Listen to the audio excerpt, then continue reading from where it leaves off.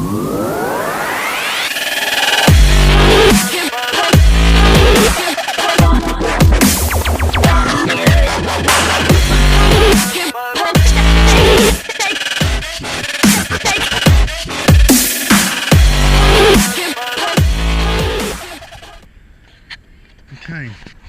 so these are the lovely Dan motos that are going to have to come off, and then I'm going to have to put the shitty old standards on. So I've been waiting for some clamps to arrive and they haven't, so I've had to go to my local dealers and get a couple of these so I can put them on. Good news, it was indeed the coil pack that failed. That is tucked just behind here. I don't know if you can see it, it's just down here. So obviously with the violence of the headstock whacking, that's obviously what's caused the coil pack to fail. So I've fitted a second hand one, ordered two to make sure I got here in time for the weekend, and obviously it's goes up in there, and that was what I was feeling for when I pulled over the other day, trying to work out, oh, I forgot about that screw under there. Oh, let's fix that. Oh gee, I quite lost the screw. Right, so this is what it sounds like before.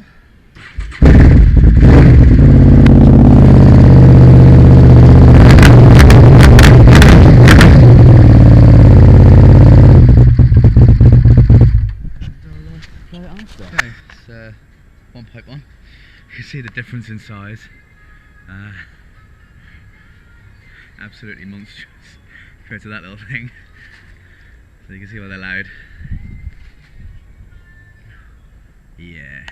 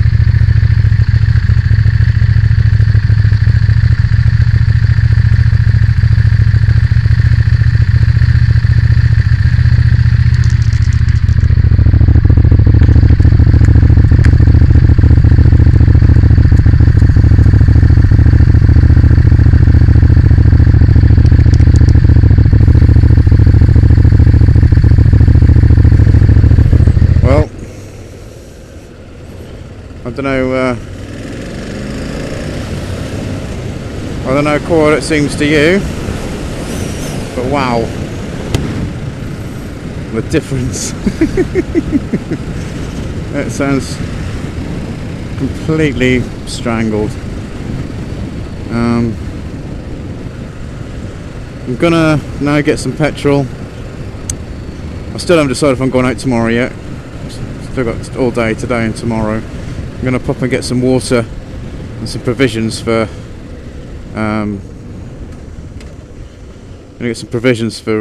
Snetterton.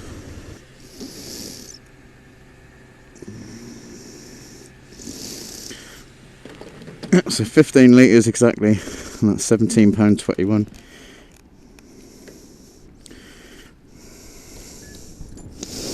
More than 107 miles on a tank. So I had 1 litre. Technically I had 1 litre of fuel left.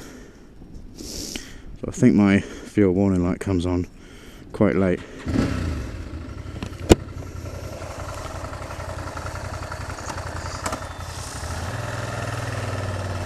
Right, let's pop to the shops, get some water.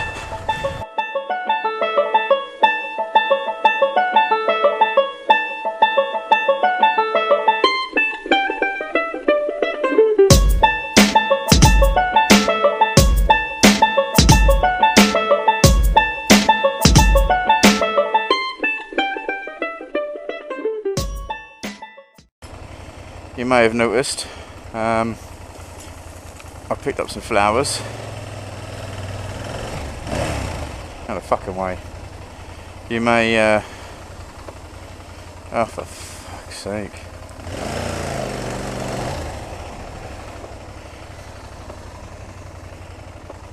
Oh my god.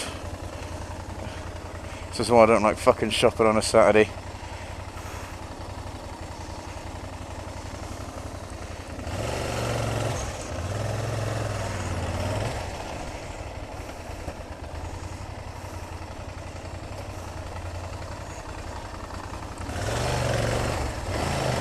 Okay, now.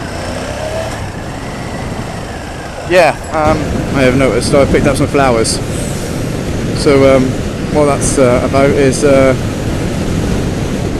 today is the 20th anniversary of the death of my friend, and every year I go up to the crematorium and pay my respects, and by luck rather than judgment, which is a bit naughty of me, but after 20 years you can forgive me, I've never ever missed going up there in 20 years. Never missed either the day before, the day, or the day after. I've never ever missed it. Always been there. So yeah, he was 24, 23, I was 22. I'd broken my wrist on my 400. I lost the front end on the left hand bend and put my hand down, and the bike landed on it and crushed it and broke the scaphoid, etc. And then 4 weeks into having my cast, I went to go and see him at work. We both worked at McDonald's. I was there for a little while, he was there a lot longer than me, and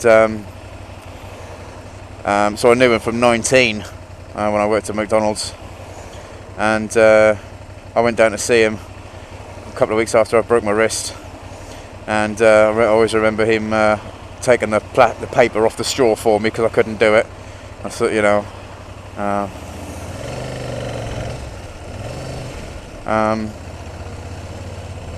and then a friend of mine who worked in the local shops, which was nearby to the McDonald's I worked at, someone had come in and said to her that one of the guys at work who rides a motorbike was killed today, and she vaguely or distinctly remembers me saying I had a friend who rode a bike. So she came round, and she never came round my house, but she came round and told me, and I was like, what? Like, you know, you normally do, like, what? No, can't be right. And then my dad turned around and saying, oh yeah, I remember reading something in the newspaper, you know, obviously he wouldn't release a name, but he said, oh yeah, I remember seeing something in the newspaper, blah blah blah. I went, right, so I read them. So I rang my other mate, and he picked me up in the car, and we drove down to the McDonald's, and the girl who worked on the lobby, who cleaned up all the shit from people who were too lazy to fucking put their shit away, she come walking towards me with bloodshot eyes, absolutely looking like, yeah, and I thought, yeah, it's true. So yeah, I gave her a hug and everything. And then the next day we, me and my mate went up there where it's supposed to have happened. I needed to see it for my own self, you know. I needed to see where it happened and why it happened, what caused it to happen, and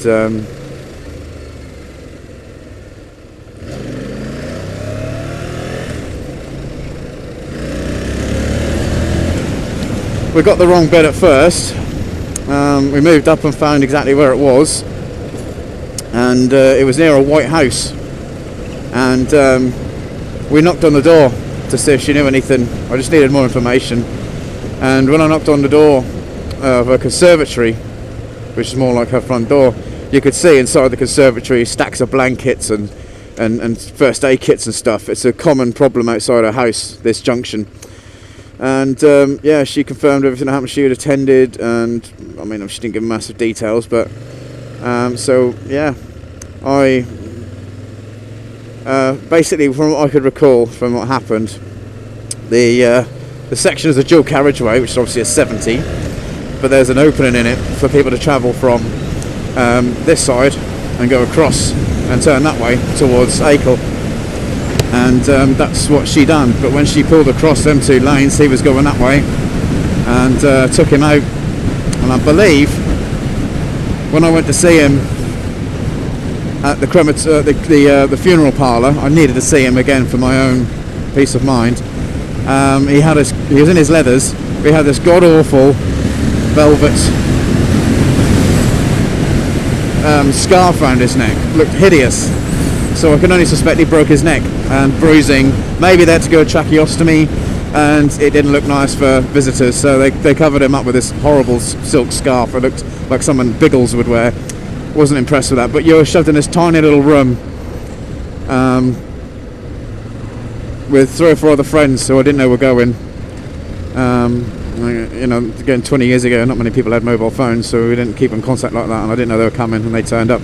My mate, who drove me around everywhere, he couldn't hack the thought of going in there and seeing his body, so he stayed outside. But I was glad I saw his body. And then I eventually, obviously a week later, got round to going to his funeral, which I say at 22 years of age was pretty tough to lose your best friend, and he was my best friend.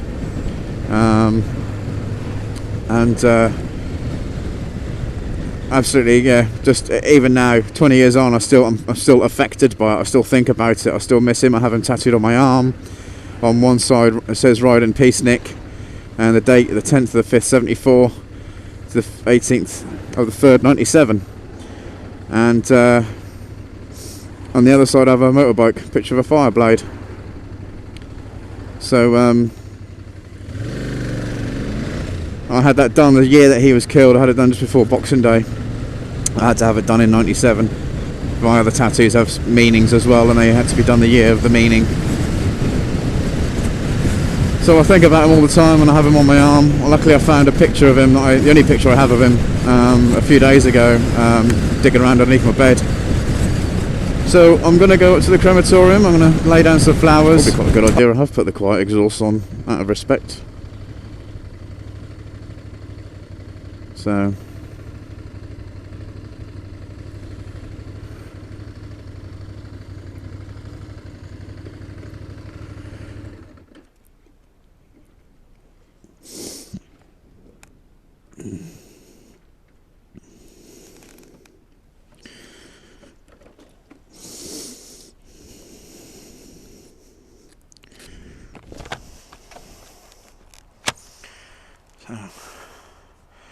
there was a strange feeling coming down here. My mum was here as well. I say was. Dad had a plaque here for 10 years, and then that was it. Heaven forbid Mum's death cost him money. That's my dad. All about the money. So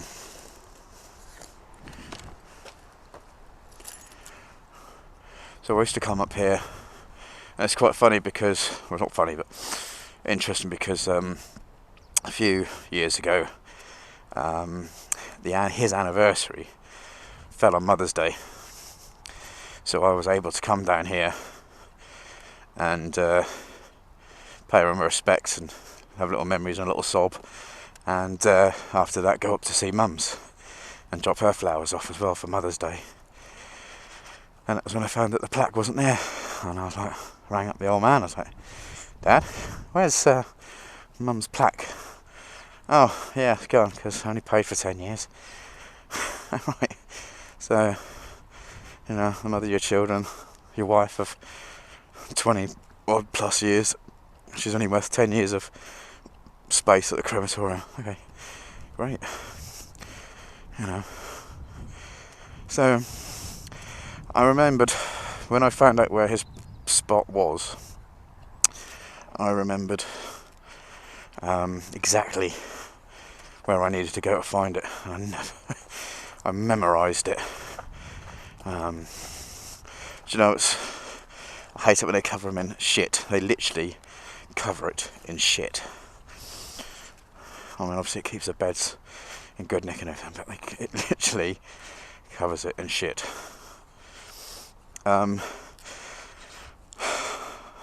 I have left poems here before, and notes, and I left a motorbike here, I think after his 10th anniversary. It looks like I'm a bit late. Looks like people have already been today, maybe yesterday. So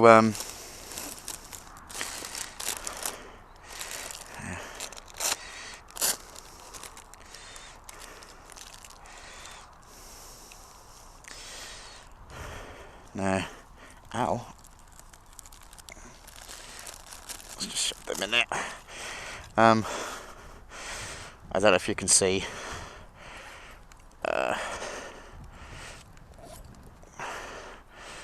I don't know if you can see. There's a little Yamaha R1 and there's an Aprilia RSV1000. I brought this down well over 10 years ago, and I think his nephews brought that down, and then that sort of took pride of place, and mine got stuck down the bottom. So yeah, 20 years today. Surname's Peach, so I've obviously gone for peach coloured roses, and obviously someone else has done it as well there. That's a shame. I'd like to have seen something written on there. Would like to know if his family and his grandma is there as well next door. So yeah, it's this is a bench I normally sit on, and it's strange sharing this after 20 years of a very personal one-to-one thing. You know, this is not the most exciting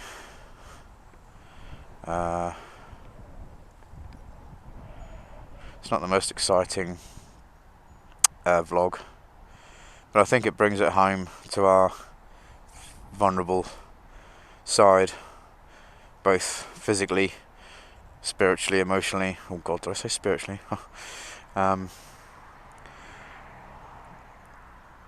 It's early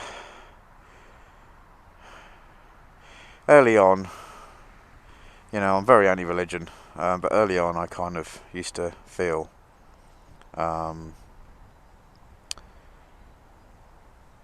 that he was over my shoulder, watching over me and riding with me. And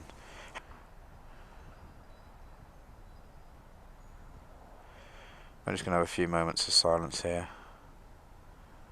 and reflect. This is the first time I've been up here on a bike in probably 13 years. But yeah, catch you in a bit.